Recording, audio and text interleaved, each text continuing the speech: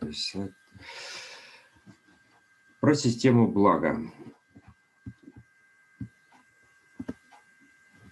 У каждого человека есть, задачи разного плана, которые мы тут решаем. Да, то есть есть глобальные задачи, которые должны решаться нами из-за того, что мы здесь появились, а они где-то уже накопились, существуют предыдущими поколениями или еще что-то, или вообще какая-то... Зачем мы здесь, да, то есть что-то у нас тут сюда привело. Ну, значит, тут есть какие-то задачи. Мы их не знаем, какие-то задачи, потому что память об этих событиях у нас отсутствует. Вот, поэтому, так как незнание не освобождает от ответственности, то мы продолжаем что-то делать, да, то есть как бы предполагая, что мы все-таки движемся в нужную сторону, и что-то нас ведет туда, куда нам надо, на решение этих стратегических задач. Вот. Но в результате вот этих задач стратегических у нас появляются какие-то тактические задачи, да, то есть потому что нам, чтобы что-то вот делать такое глобальное, может быть, хотя бы в локальных каких-то действиях, да, нам надо обеспечить себя каким-то ресурсом, какими-то определенными вещами, чтобы мы могли спокойно этим заниматься тем, чем надо. Вот.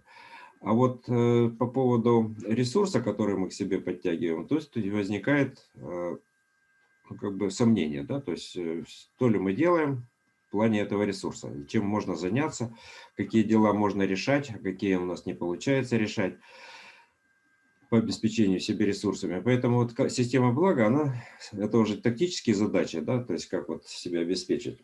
Поэтому система блага, она создавалась как система, повышающая эффективность обеспечения этими ресурсами. В силу того, что мы на вот это вот обеспечение себя ресурсами тратим какое-то время, да, и, естественно, отвлекаемся вот от этих стратегических задач, которые нам надо решать, то хотелось бы, чтобы это было более эффективно. Поэтому система блага, она направлена на повышение эффективности использования времени, то есть время как ресурс основной, да, который мы тратим на то, чтобы вот что-то в этой жизни получить. Да, то есть тратить можно по-разному, поэтому система блага, то есть которая состоит не из одной карточки блага, да, то есть это серия карточек блага, плюс еще серия ключей, которая тут у нас есть. Поэтому здесь мы имеем как бы вот разные части одного целого. Да, то есть целая у нас как бы вся система, и она направлена на то, чтобы уменьшить потери времени человека, потери времени жизни человека, да, потому что мы тратим ресурс, который нам не принадлежит, который мы получили вот на входе в этот мир, и мы потихонечку его тратим, пытаемся превратить в что-то нужное, и не только нам, но и другим. И тогда вот система блага, она позволяет оптимизировать вот эти ресурсы. То есть за счет чего? За счет того, что мы начинаем более эффективно работать с этими структурами времени. Но одно дело пассивное использование этих карточек у себя.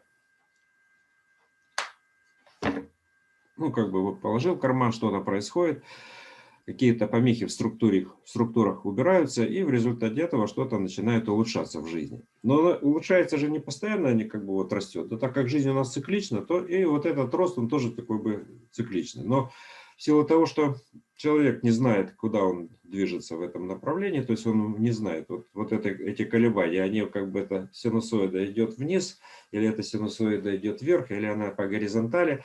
В результате этого всегда есть подозрение, что вот карточка блага или эта система не сработала в чем-то, потому что хотелось бы большего, а оно почему-то не получается, то большее, которое ты хочешь.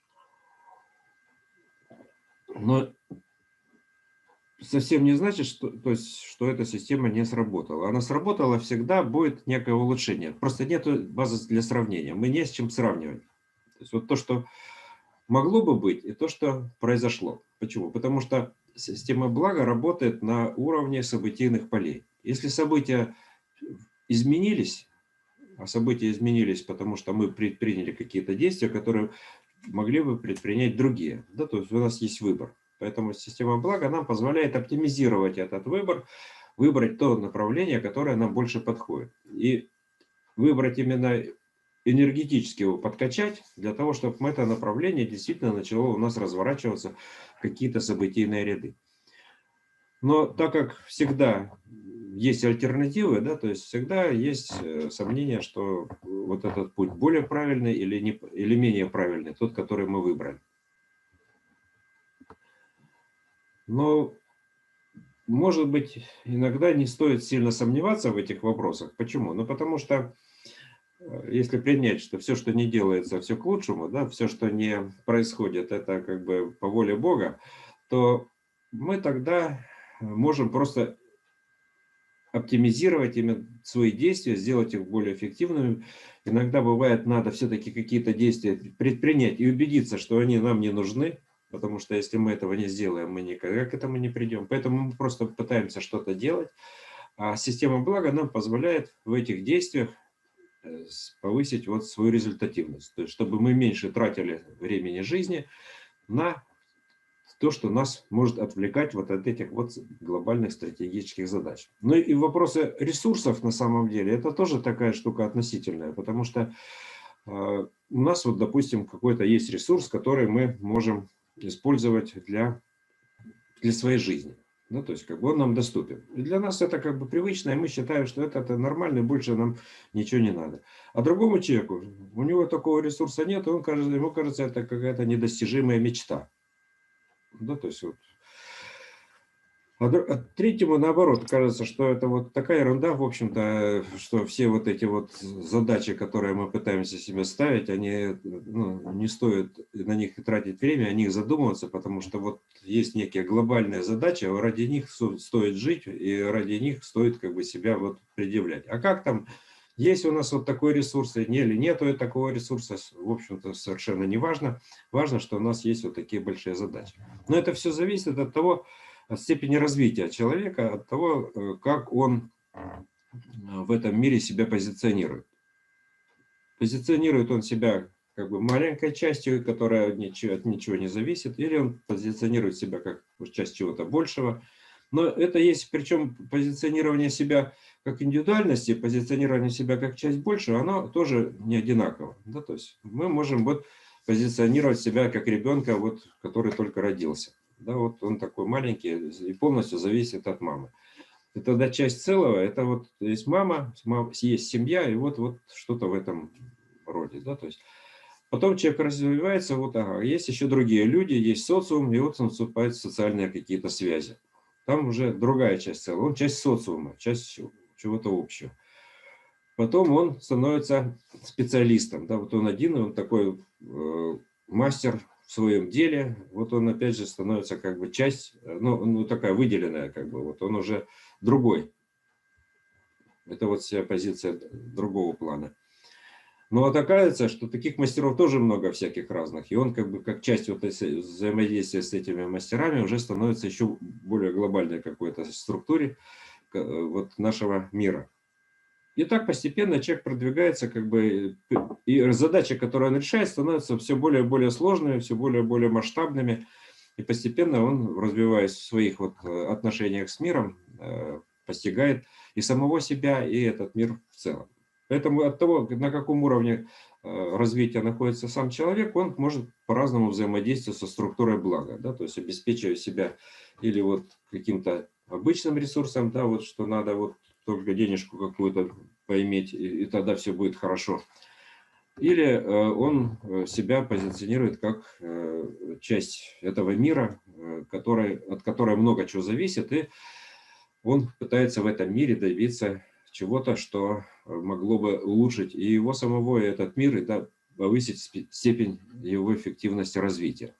Если мы развиваемся, и это наша основная задача, да, то есть мы вот как бы пришли в этот мир как некий квест, который надо пройти, и пройти его можно совершенно по-разному, да, то есть как бы, то, соответственно, в этом мире мы можем его рассматривать как некую систему виртуальности.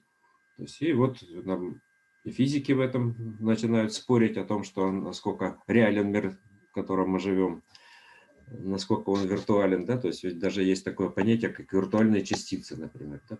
То есть их вроде бы нет, чисто умозрительное такое заключение, но если их вводить, то на самом деле мир тогда становится более каким-то описываем, то есть он становится более понятным. Вот. Но теория физических структур нам говорит, что вот есть реальность, в которой мы живем, и есть реальность вот этого мир структур, так называемый. И они все время взаимодействуют, и одна реальность не может существовать без другой. Но реальность, в которой мы живем, на самом деле, получается, их много может быть. Ну, как вот мониторов у компьютера. Да? То есть процессор один, как мир структур, а мониторов может быть много стоит. И каждый отображает что-то свое, как свою реальность. Поэтому понятие параллельных миров, понятие там параллельных каких-то вещей, ну, то есть реальности, которые с нами связаны, и мы можем с ними взаимодействовать. А может другую модель, что мы все время идем через какие-то реальности. То есть реальности, они могут быть какие-то, как слои определенные, и мы через эти слои все время идем. И траектория наша вот от этого зависит, может быть, в одну сторону идти, и мы получаем одну реальность. Можем пройти в другую, получим другую реальность. И, соответственно, вот эти вот наши взаимодействия с миром, они становятся многообразнее и разнообразнее, чем выше мы поднимаемся по ступенькам. Да? То есть если мы чисто материально оцениваем мир, что вот есть только материальный мир и больше ничего, это одна степень восприятия. Другой человек понимает, что есть еще что-то, есть невидимый мир. А что в этом невидимом мире? Один предполагает, что есть вот там духи, там какие-то объекты вот духовного плана. У него как бы в этом мире, он их начинает с ними взаимодействовать, он их начинает с ними выстраивать какие-то отношения. У него реальность расширяется в эту сторону. Другой, наоборот, там начинает предполагать, что есть какие-то инопланетяне, которые вот существуют, и есть инопланетная цивилизация, и он начинает развивать это направление. И действительно он начинает наблюдать какие-то процессы, которые связаны с инопланетными цивилизациями, видит подтверждение этих своих мыслей. Кто-то говорит, да, вот есть возможность там, видеть без органов чувств, да, то есть как бы он пытается это развивать направление, и у него получается.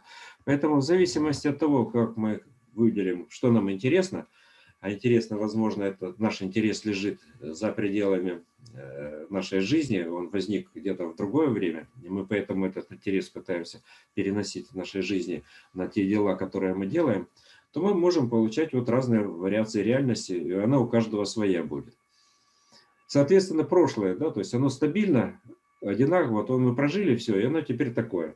Тоже вот не факт, да, то есть почему?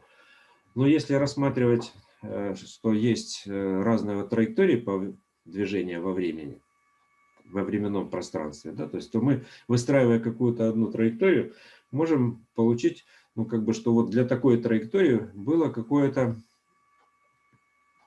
другое прошлое, оно не такое. То есть без вот того прошлого, которое у нас было, вот такое будущее, оно никак не вытекает, да, то есть, а мы хотим туда попасть. Значит, мы свое намерение выстраиваем таким образом, чтобы вот попасть в нужное будущее с какими-то определенными характеристиками. Вот есть такие эксперименты, да, то есть, что вот давали магнитные ленты, я о них уже рассказывал как-то, что людям, да, то есть на которых были записаны, ну, щелчки, да, вот есть стереозвук, есть левое ухо, есть правое, и записывают какие-то щелчки случайным образом, возникающие то в левом, то в правом ухе. И эти магнитные ленты заранее готовят, и количество щелчков в левом и количество щелчков в правом ухе одинаково. И вот оказывается, что если человеку сказать, вот ты слушай, надо сделать так, чтобы этих щелчков было, допустим, в левом ухе побольше, а в правом поменьше, и он начинает слушать и обращать внимание на вот эти щелчки, которые, допустим, в левом ухе, и действительно их становится больше, и они становятся чаще щелкать, то, оказывается, меняется вся эта магнитная лента. Ее потом проверяют и видят, что, оказывается, на этой ленте, которая вот сейчас, с которой человек поработал, не одинаковое количество щелчков в левом и в правом ухе. То есть есть влияние наше на прошлое. То есть, но это не наше прошлое. То есть мы на самом деле меняется мир, в котором есть вот нелинейная траектория, и получается, что ну, когда пытаемся проанализировать состояние объектов, которые были до этого, да, то есть как бы мы на них повлияли. То есть поэтому меняется весь мир. Ну, вот, идет человек, например, да, то есть палеонтолог, и находит вот какие-то там залежи ископаемых существ. И эти существа, на самом деле, он ищет определенные, вот там аммониты ему надо найти, да, то есть как бы, и вот он идет и ищет их, где они могут быть, потому что он их изучает. И от того, что он их ищет, они тут появляются, да, то есть они-то появились где-то когда-то в прошлом, там, за миллионы лет до этого, по идее, должны быть. Ну, значит, его вот этот интерес к этому будущему, фактически вот в этой модели линейного времени, да, получается, что он меняет прошлое, то, которое было раньше. Ну, это как бы такая вот концепция, о которой мы в прошлый раз тоже говорили, что и время нелинейное, что мы можем менять события, которые были в прошлом. Да, то есть и изменять это прошлое для того, чтобы будущее, которое мы... Ну, произошли какие-то у нас грустные события, там были в прошлом, в нашем или в жизни наших предков. Вот. Из-за этого у нас в настоящем вот что-то реализовалось не очень хорошо. Но если мы будем представлять, что наши предки жили счастливой жизнью, хорошо, все у них было радостно, ну, значит, оно потихоньку начинает меняться, наше настоящее, наше будущее, потому что у них, оказывается, действительно там все было хорошо. Ну, как бы вот такая вот идея, что мы, находясь в настоящем, существуем одновременно и в прошлом, и в будущем, да, то есть и мы можем с ним взаимодействовать и с прошлым, и с будущим. Поэтому мы память, которая у нас есть о прошлом, да, то есть, чтобы она нам не мешала, то есть нам надо ее дополнять памятью из будущего. То есть как бы то будущее, которое мы хотим, чтобы у нас оно тоже давало нам изменения в настоящем, и в конце концов оно нам приближало вот к тому будущему, которое мы хотим двигаться. Поэтому структуры блага в этом плане, так как это работа со структурами времени, они помогают вот оптимизировать не только те события, которые мы хотим выстроить, да, то есть как бы в будущем, а происходит оптимизация еще и прошлого. То есть появляются какие-то воспоминания. Человек, вроде бы такого с ним никогда не было, а он вдруг об этом начинает помнить. Или он помнит о чем-то, что, в общем-то, для других этого не было никогда, а в его воспоминаниях это есть. У Пелевина есть такая концепция, как бы вот книга «Любовь к трем цукрубринам», там есть такая у него. У него там описание есть модели такой, да, что мы едем, что наша жизнь это как некий поезд. Куда-то он мчится, а мы в этом поезде, да, у нас есть возможность по этому поезду ходить. Но за пределы поезда мы не можем выйти. Да, то есть, как бы, и вот мы можем ходить, там разговаривать как бы с людьми, общаться, и у нас есть, получается, некая реальность, но это вот такая поездная. Вот. Но есть станции пересадок, где можно с одного поезда пересесть на другой поезд. И когда человек пересаживается на другой поезд, у него появляется другой маршрут, он по другому маршруту уже едет. Да, то есть, но в этом маршруте уже другой поезд, поэтому если он считает, что это прошлое, это вот наши вагончики, которые с другой стороны, от той точки, того вагона, в который мы сели, оно появляется другое прошлое. И у человека то прошлое, которое было, стирается, а появляется вот это новое, которое вот соответствует этому поезду. Вот. Но в силу того, что мы в этом поезде на самом деле можем резко перескочить с одной линии на другую, не все воспоминания исчезают у человека. Да? То есть, как бы, для всего окружения они есть такие, которые вот новому поезду соответствуют. А так как человек перешел, то у него какие-то воспоминания в этом другом поезде остаются. И он вдруг начинает с удивлением обнаруживать, что опа, ведь было-то по-другому. Вот события были другие. Никого нет, кто бы помнил, что вот они были какие-то другие. Вот. Поэтому здесь вот можно как бы разные концепции рассматривать, но в силу того, что вот время оно такое тоже пластичная штука, то мы можем оптимизировать его по-разному. Поэтому система блага – это оптимизация времени не абы какого, да, то есть оптимизация времени под определенное намерение, которое мы сами же высказываем. Поэтому мы с этими картами можем пассивно взаимодействовать, они нам что-то там почищают, улучшают в нашей структуре времени. А можно активно, то есть попытаться выстраивать те события, то время, которое нам надо, те событийные ряды. Вот мы этим как раз и занимаемся, вот уже 4-е занятие, посвященное у нас структуре блага, тем, что мы пытаемся отрабатывать на наших взаимодействиях какие-то модели и практики, которые позволили бы нам вот проявлять себя активно. То есть и да, вот эти практики можно самому делать, да, то есть что там, нарисовали тоже, походили, подвигались, там, включили музыку, это замечательно, это чудесно, что у нас такая возможность есть.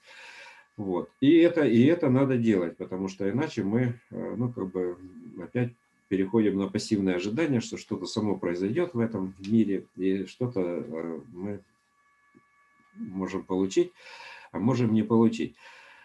Но есть возможность активно себя проявлять, да, то есть вот мы в этих практиках себя активно проявляем. Но чем у нас вебинары еще отличаются от индивидуального взаимодействия? Тем, что мы можем здесь организовать коллективное взаимодействие, да, то есть как сетевое. То есть у нас вот есть участники, которые здесь сейчас у нас представлены, да, то есть, ну, в данный момент у нас 29 участников. Есть у нас участники сети Bionet, там уже где-то у нас под 500 человек, которые у нас присоединились. Это как бы еще один слой, да, то есть как бы есть еще другие участники другой, еще более широкой сети, да, то есть сети Delta Inform, которые тоже еще множество людей, которые умеют вот взаимодействовать на уровне сетей.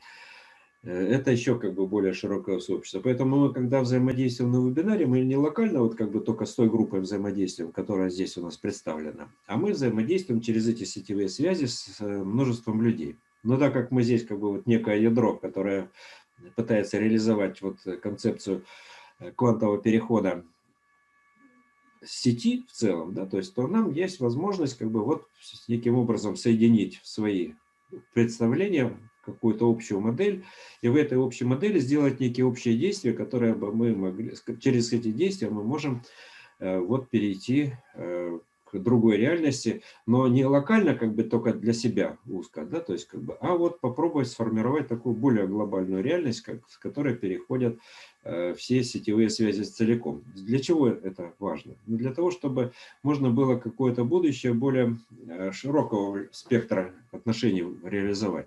Потому что на тот, то есть, ну, то есть есть много разных вариантов будущего, да, то есть, как бы, но мы хотим, чтобы у нас реализовалась вот какая-то концепция, которую мы придумали. Задача, или наше пожелание, или у нас мечта какая-то есть, неважно. Вот. Но мощности нашей собственной может не хватить вот для того, чтобы реализовать вот эту вот задачу. Но она ну, как бы не может вписаться в этот мир, потому что этот мир, ну, как бы эта задача почему-то в ней не реализуется. Ну, время жизни, которое мы хотим реализовать, оно не может проявиться. Да, то есть, но когда мы можем организовать коллективное взаимодействие, да, то есть, то у нас тогда есть шанс, что мы в этом коллективном взаимодействии мы можем вот эти все задачи интегрировать, да, и получить общую такую задачу, которая бы могла быть реализована целиком, на более высоком уровне. То есть, как бы, вот я вам сейчас одну картинку покажу, которая бы как бы нам эту концепцию... Ну, то есть, идея такая, что все люди в конечном итоге это части чего-то одного целого. Да, то есть чего-то некой божественной структуры, которая вот проявляется вот индивидуально в каждых вот таких множество таких вот вещей. Если говорить о, допустим, физике, то в физике там есть такое понятие, как квант, да, то есть некий маленький кусочек, который не может быть сделаться меньше. Но оказалось, что кванты эти могут быть разные, да, то есть как бы для разных состояний. И могут быть объединяться части, там, атомы, молекулы, более общую систему, да, более квантовую, как бы имеющую общность, и они тогда как единый квантовый ансамбль действуют. И тогда это уже не только маленькая частичка, а это может быть гораздо уже больше целых, это некий макрообъект уже становится. И поэтому та виртуальность, которая присутствует, допустим, в нашем мире, то есть мы ее можем поменять коллективно. Одному это не под силу, а вот группе это уже может быть и более легко реализовать. Да? То есть, учитывая, что существуют еще какие-то другие группы, другие вебинары, в которых другие люди собираются, что-то делают, то в целом, ну, как бы можно попытаться соединиться и через эти световые связи и с другими группами. Ну вот как бы концепция целого и части, мы иногда говорили вот понятие рука, да, вот у каждого свой пальчик может быть, каждый представляет, что он отдельный палец, да, то есть мы, помните, играли такими куколками, которые мы делали из перчатки, да, то есть у нас один пальчик был какой-то один объект, но так как эти объекты, они на одной руке, то в принципе это одно целое. Было бы странно, допустим, чтобы они начали на одной руке пальцы спорить, кто самый главный, и зачем нам надо именно вот так себя вести, а не по-другому, и отстаивали какие-то свои интересы, минуя интересы, например, всего организма в целом. Да? То есть, как бы, поэтому если одна рука порезала другую руку, да, то есть это не значит, что другая рука должна ее наказать за это вот неправильное поведение. Если мы как бы начинаем с этой позиции рассматривать наше сообщество, то мы начинаем понимать, что, в общем-то, все конфликты, все драки, все какие-то вот неправильные отношения, это все, ну, как бы дефекты в развитии. То есть вот нет возможности противопоставлять себя другим, потому что мы все как бы вот в одной лодке. И поэтому вот я сейчас одну картинку вам покажу, которая, может быть, вам будет интересна. Так. Концепция океана. Вот если взять Станислава Лема, то он такую нам предложил модель, да, разумного океана. И вот как раз вот в этой модели, вот, видите картинку, да? Волны. Волны что рассуждают? Вот одна говорит волна, как стать океаном? Другая говорит, океаном стать невозможно. Третья говорит, ты не океан, я океан. Ну вот, почитайте, что тут написано, да? Протекую много лет, однажды должен стать океаном. Мне кажется, что океан где-то существует. То есть как бы каждая волна себя позиционирует как отдельный объект. Да, то есть волновой пакет такой. Если рассматривать, что мы тоже какие-то части какого-то такого безбрежного океана, то мы в этом океане какую-то роль тоже можем выполнять. Да, то есть и наша задача не слиться с этим океаном, да, то есть как бы, а вот что-то определенное, отработать какие-то определенные задачи, ради чего мы тут возникли. Вопрос, сколько лет мы занимаемся светлицами, сколько лет МКС. Ну, светлицами я, можно сказать, занялся, если говорить об идеологии, то занялся с 95-го года. Тут я этим, вот. А МКС-то мы создали где-то в 2012 году. Но сейчас у нас и МКС как организация не существует. Мы ее прикрыли, есть индивидуальное предприятие, но мы как бы все равно концепцию МКС все равно вернем, когда тут более благоприятные времена настанут, и нам будет интересно сделать опять ООО, и с этим будем работать. Почему МКС? Ну, как бы у нас было несколько разных предприятий. Было бюро информационного моделирования одно время. Потом мы сделали с Сашей Нестеровым такую организацию, которую назвали «Ясный мир».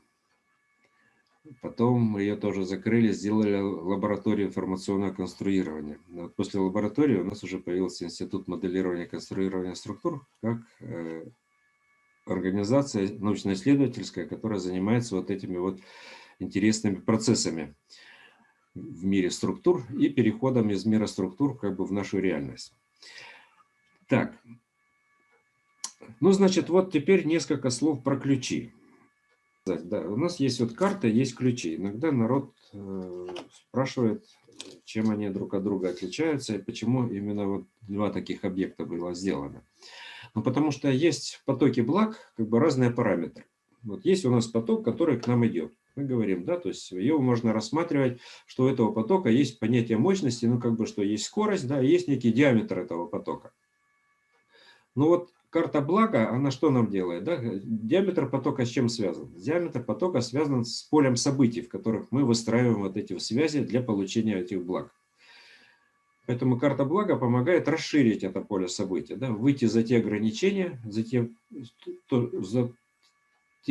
уровни связи, которые нам не позволяют почему-то реализовать те или иные проекты, в которые мы погружены. Да, то есть, ну, вот у нас есть такая карточка, да, благо. Есть карта благо Gold, есть карта благо Brilliant. Это разные карты, которые по-разному расширяют. Одна благо Gold в одном масштабе расширяет нам поле событий, да, благо Brilliant еще большим, обычное благо еще в одном. Поэтому давайте мы сейчас попробуем поговорить о ключах. Зачем же они нужны?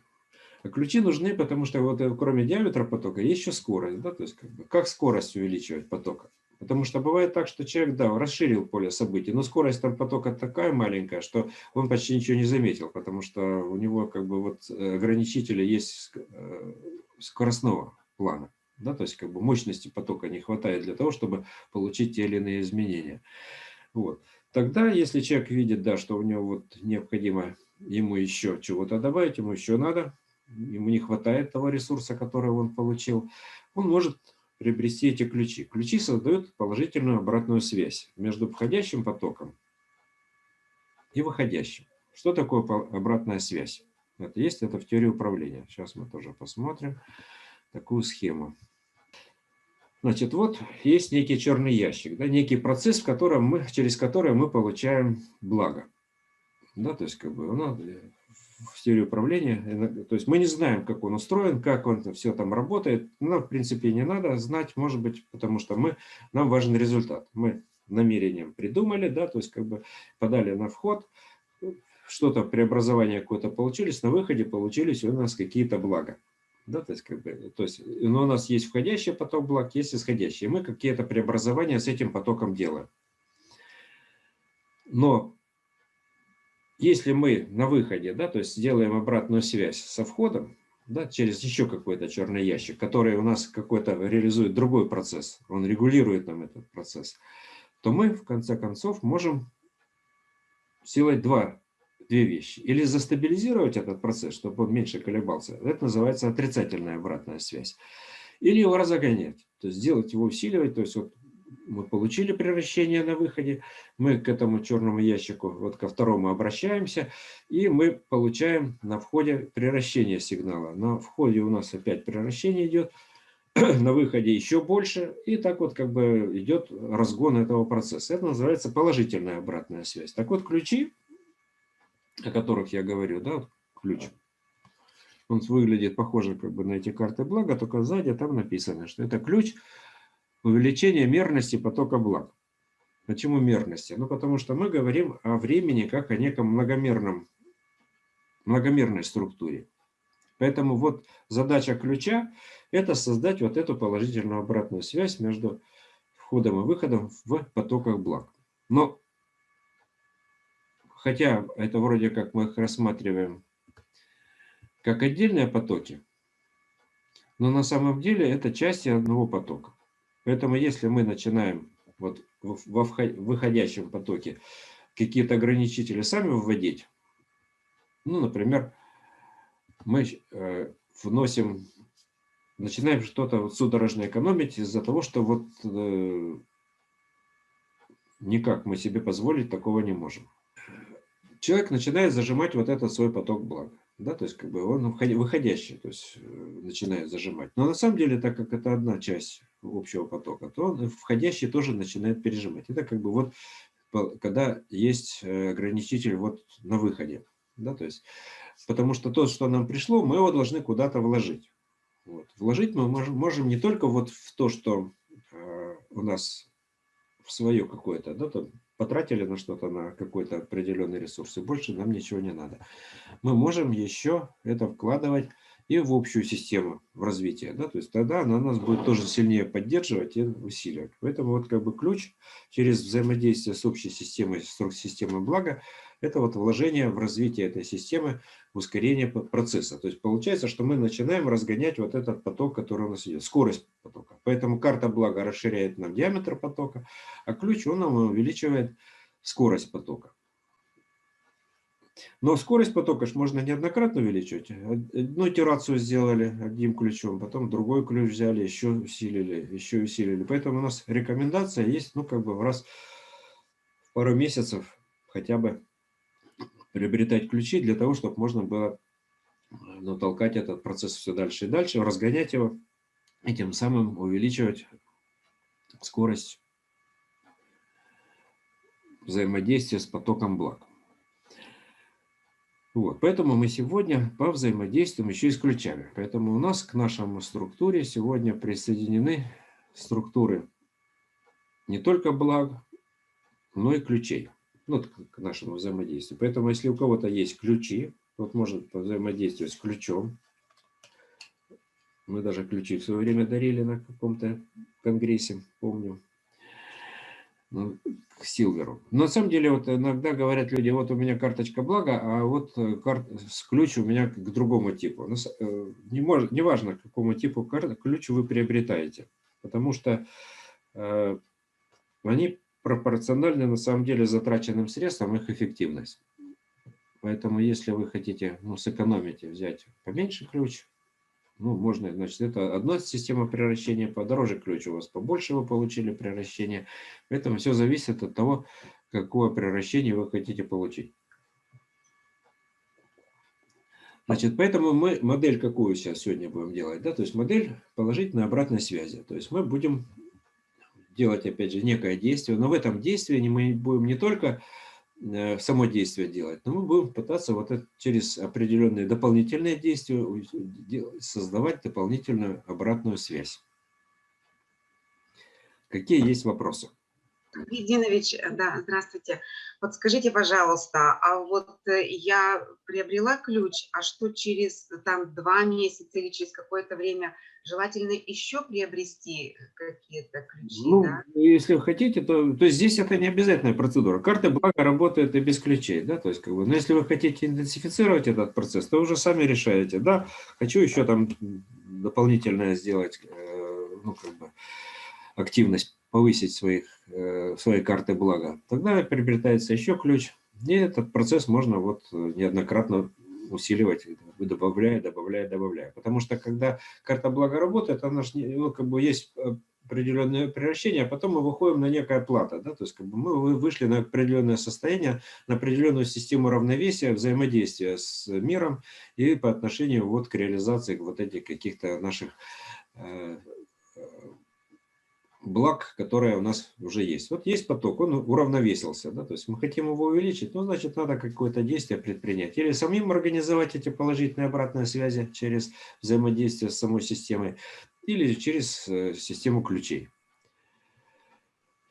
А что нужно для этого делать? Этот ключ вместе с благо носить или как? Нет, ключ не обязательно носить вместе с благо. Когда ключ к вам пришел, то достаточно взаимодействовать этому ключу с картой блага. То есть их надо положить, чтобы они пожили вместе общей жизнью, несколько часов, хотя бы там утра. Вечером положили, утром. А дальше ключ можно использовать. Здесь своя структура есть, ее можно использовать там для растений, для домашних животных, там воду структурировать. Можно в кошелек положить, там пусть он лежит в кошельке.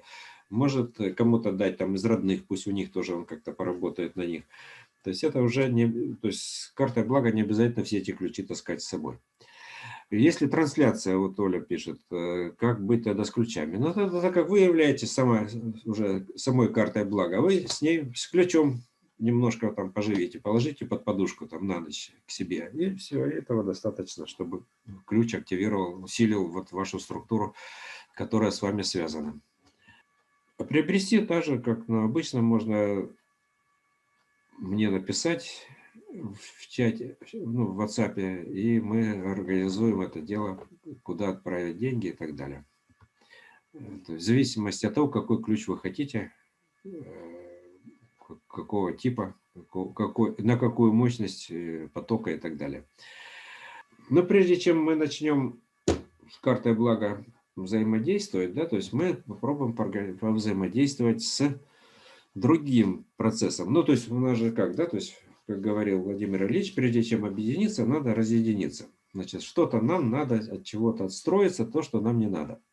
Что нам, может быть, не надо. Давайте тогда вот такой опрос. Небольшой социальный опрос. Значит, представьте, что у вас есть шкала от 1 до 10, которую вы будете оценивать. Да, то есть, вот по этой шкале 10 это принимаю полностью полностью совсем согласен, одобряю, и все это хорошо.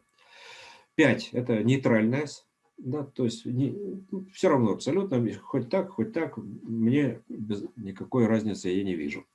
0 – это полное отрицание. Я категорически отказываюсь, ни в коем случае не принимаю. Да, то есть как. Вот. Теперь вот по этой я буду сейчас говорить кое-какие. Извините, вопрос. Да. От вообще в общем жизни или вот своей личной, Нет, я сейчас или просто буду говорить, контексте? какие Будете говорить, да, о чем? вопросы задавать, да, а вы будете оценку свое отношение к этому, к тому, что я буду говорить. А в чате вы напишите, да, вот я задам вопрос, вот как вы относитесь вот к такому. А вы вот по этой шкале оценили и в чате напишите циферку, которая вы считаете соответствует вот этому вот вопросу. Значит, вопрос такой. Вот представьте, что перед вами есть нечто, которое хочет в вас войти, частично с вами соединиться и оказывать влияние на ваши мысли, на ваши чувства и на ваши действия. Как вы к этому нечто будете относиться?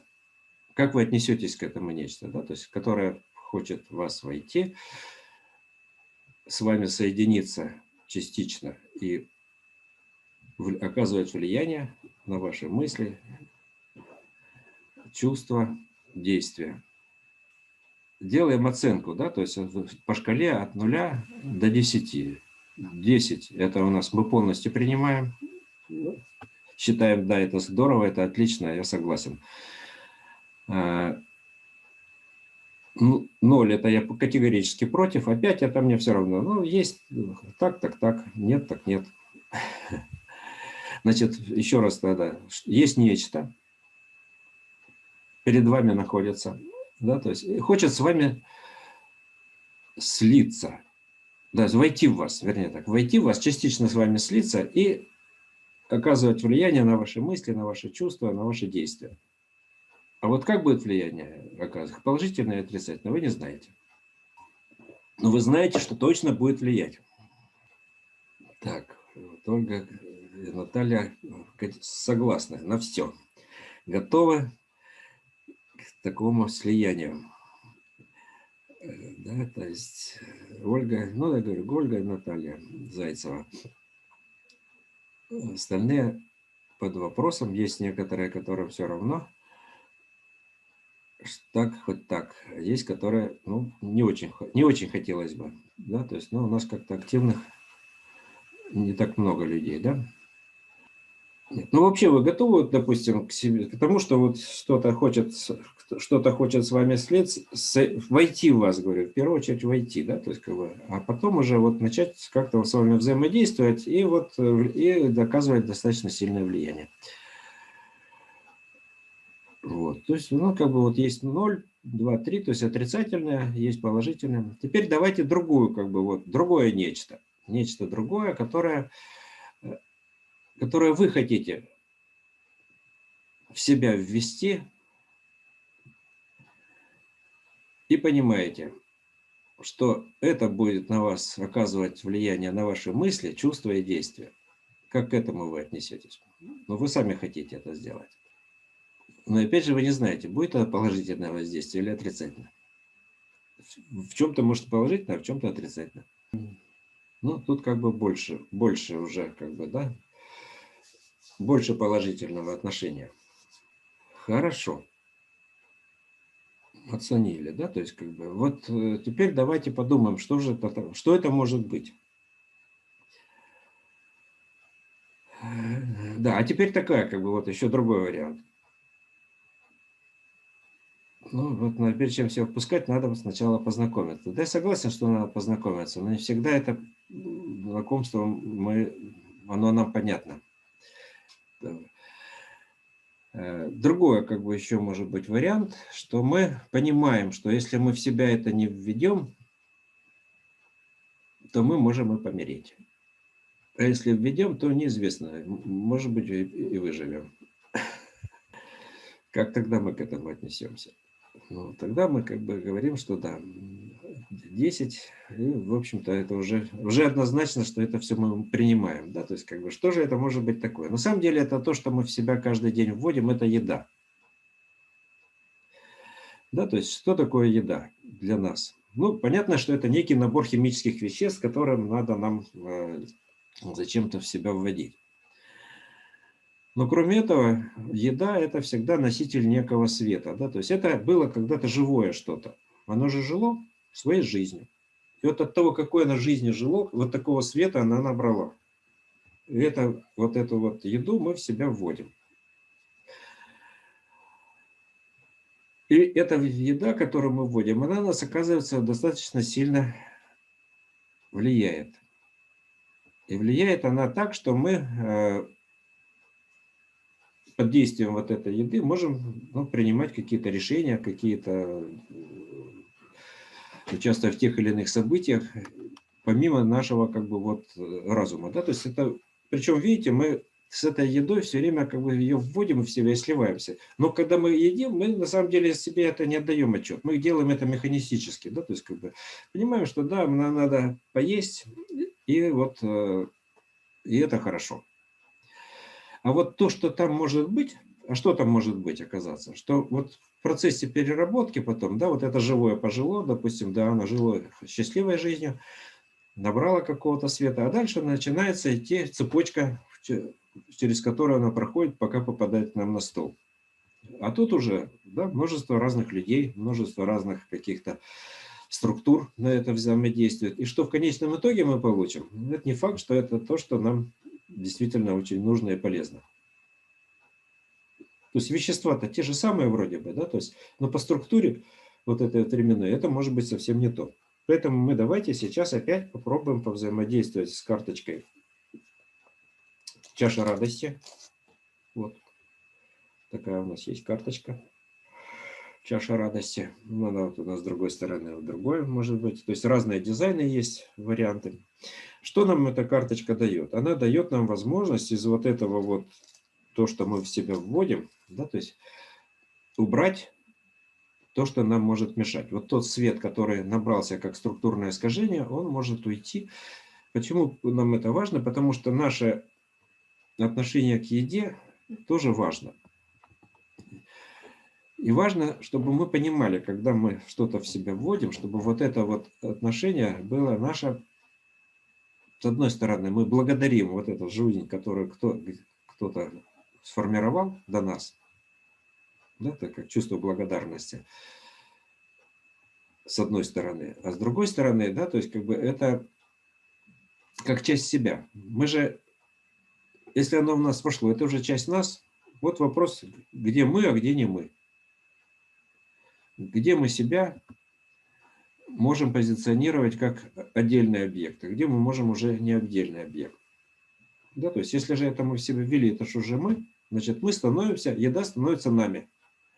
И мы не можем отделить себя от этой еды. Поэтому наше отношение к еде, оно на самом деле очень важно. Почему человек набирает, допустим, лишний вес? Ну, потому что набрал каких-то вещей, которые ну, не усвоились вот полностью, а оно накопилось в виде какого-то вот запаса.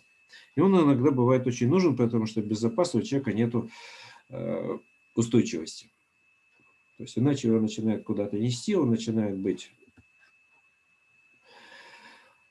подвержен каким-то вещам, которые делают его жизнь подверженной различным катастрофным событиям, и он может где-то и не выдержать тех нагрузок, которые у него могут быть. Поэтому когда-то запасы надо, а когда-то не надо. Но все равно это некий поток. Опять же, мы говорим о потоке. Если мы поточность эту к себе запускаем как возможность в этом процессе с этим потоком взаимодействовать эффективно, да, то есть из этого потока взять все, что нужно, а то, что не нужно, чтобы у нас убралось, вот это для этого карточка чаша радости и предназначена. Да, то есть это как некий чаша Граля, которая позволяет нам выделить вот этот дух, который мы в себя берем, как некий свет, да, то есть и ввести в себя именно вот эту световую компоненту, как духовую, усилить себя вот этим вот светом, который с этой едой связан. Не только вещественную часть рассматривать, а именно вот эту световую рассматривать как основную. Да, то есть и тогда наше отношение к этой еде может быть разным. Если мы к этому процессу внимательны и к этому процессу подходим, но прежде чем давайте мы продолжим, мы давайте вот что сделаем. Мы сейчас возьмем каждый 2 кусочка еды маленьких, неважно какой, да, то есть еда, которая вам нравится и которую бы вы хотели. Но чтобы это 2 кусочка были на один укус. Ну, не так, чтобы там надо было долго потом жевать. Вот. И один кусочек положим перед компьютером, а второй кусочек где-нибудь в стороне. Давайте сейчас это сделаем. Несколько секунд на... Все, спасибо. Давайте обсудим, что у нас получилось. Какие у нас образы появлялись и какие ощущения возникали. Так как было меня плохо слышно, я думаю, там каждый со своими образами уже шел. Вот, несколько слов вот к тому, что Наташа нам сегодня рассказывала по поводу все-таки с едой. Я по поводу чаши радости, да, то есть вот речь шла о том, что можно теперь с едой взаимодействовать не просто ввел, а потом пытаешься анализировать, а заранее. На самом деле структура чаши радости, она, если ее с собой иметь, то когда вы идете в магазин и что-то выбираете, вы можете настроиться на эту еду и понять, нужна вам эта еда или не другая, полезна она или не полезна. Это немножко осложняет как бы выбор, потому что, ну, иногда приходишь и нечего выбрать. Вот. Но, тем не менее, как бы она облегчает в том плане, что потом меньше надо с этой едой дальше работать, чтобы организм все равно справится. В принципе, можно не бояться есть все, но мы как бы говорим, что это дополнительная нагрузка на организм, и он может все убрать. Но чаша радости позволяет сделать этот процесс более эффективным и меньше вот эту нагрузку тех структурных искажений, которые есть, в себя выводить. То есть убирать их заранее. А еще даже до того, как что-то еще купили. Прошел по магазину и уже взял и за собой зачистил всю эту еду, которая там лежит. Ну вот есть, видите, общие моменты, которые у нас пересекаются там с часами, есть какие-то личные наблюдения, то есть вот каждый, с одной стороны, есть общий процесс, с другой стороны, есть какие-то наблюдения личного плана, которые вот отличаются от одного от другого, как бы как множество граней вот общей структуры, с которыми мы сейчас взаимодействовали. Так что у нас сегодня вот такое было приключение, мы с ключами повзаимодействовали со множеством реальностей и со множеством реальностей внутри себя в виде различных образов, получая, ну, как бы отражая способность нашу, да, то есть с множественным взаимодействием. И вот это у нас сегодня удачно проявилось. Спасибо. Спасибо большое.